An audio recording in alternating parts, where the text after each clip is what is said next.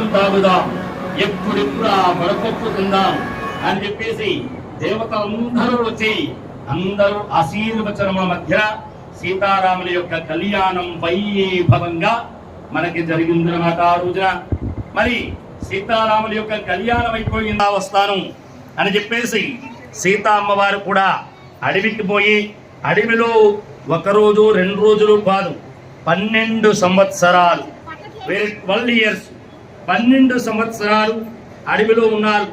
అడవిలో కావలసినటువంటి భోజనం దొరుకుతుందా? ఎవరికైనా దొరకదు.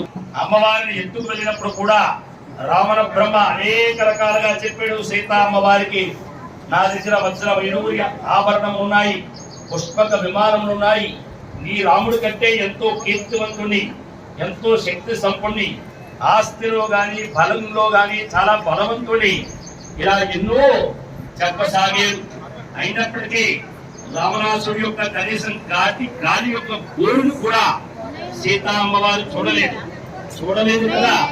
ఒక రోజున గట్టి పలక తీసి ఆ గట్టి పలక కింద పాడేసి, ఈ గట్టి పలకతో సమానం నా రాముడు ముందు అని చెప్పేసి తెలియజేసింది. హనుమంతుడు వచ్చాడు. హనుమంతుడు ఎంత శక్తి సంబంధం